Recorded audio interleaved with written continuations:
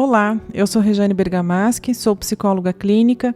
Seja bem-vindo. Gostaria de convidá-lo a se inscrever aqui no meu canal. Assim, você poderá acompanhar todos os conteúdos e também deixar seu comentário ou sugestão de que assunto você gostaria que fosse abordado. Também gostaria de te agradecer por dedicar o seu tempo para estar aqui. Hoje nós vamos conversar um pouco sobre perda e luto. A morte é um fenômeno universal que traz à tona sentimentos de pavor, de medo, para a maioria das pessoas. Não é um assunto exclusivo de uma disciplina especificamente. Algumas ciências e alguns líderes espirituais e religiões se apropriam e estudam esse assunto. Na área da saúde, a busca, o objetivo maior, sempre é pela vida do paciente.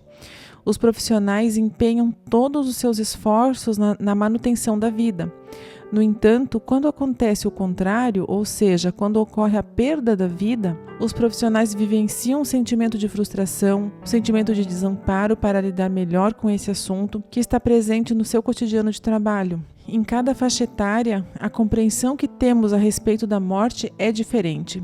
A criança, por exemplo, entre 2 e 5 anos, não compreende a irreversibilidade da morte. Na adolescência, se observa que o jovem tem consciência do que realmente ela significa, mas ele tem dificuldade para pensar na perda de alguém próximo. Chega até a pensar que isso é algo impossível de acontecer, porque ele está carregado de sentimentos de onipotência e de imortalidade que algumas vezes observamos em comportamentos transgressores que desafiam a morte, como por exemplo, uso de drogas, direção perigosa. Quando o sujeito chega na vida adulta, na qual ele está iniciando sua vida profissional, casamento, filhos, ele está começando uma nova etapa do ciclo vital. Então a perda da vida também é algo impensável, compreendido como uma grande frustração, mesmo tendo consciência da finitude e da possibilidade da própria finitude.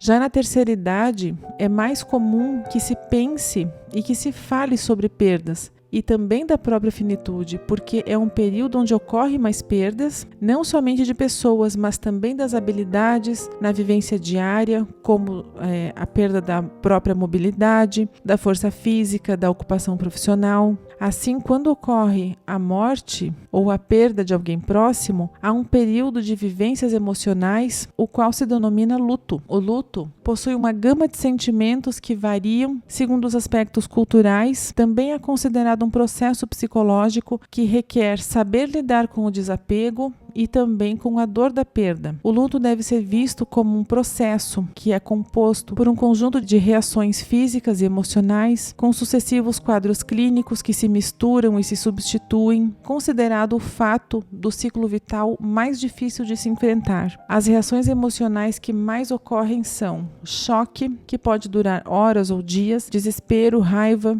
irritação, amargura, isolamento, o desejo de buscar a pessoa perdida, desorganização, desespero, a desorganização e o desespero juntos, e após isso a consciência para a busca de uma reorganização interna, de uma aceitação da perda e da conscientização de que a vida precisa ser redirecionada. Outro fator importante que é comum também de se observar no processo de luto é a depressão, que se desencadeia após acontecimentos estressantes e se referem negativamente na vida do indivíduo, composta por sintomas como apatia, perda de interesse, irritabilidade, tristeza constante, atraso ou dificuldade motora. O luto não é um processo linear, ou seja, todos esses sentimentos podem acontecer sem uma sequência lógica. Tendo tudo isso em vista, nós devemos ter a compreensão, o entendimento de que o luto não é um processo linear, ele pode acontecer sem uma sequência lógica, não tem dia certo para terminar.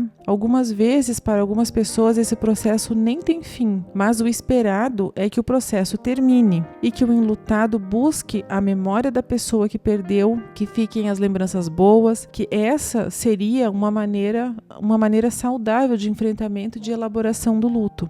Então, por hoje é isso. Muito obrigada pela sua companhia. Na próxima semana teremos um novo conteúdo. Deixe o seu comentário, curte a minha página. Um grande abraço e até a semana que vem.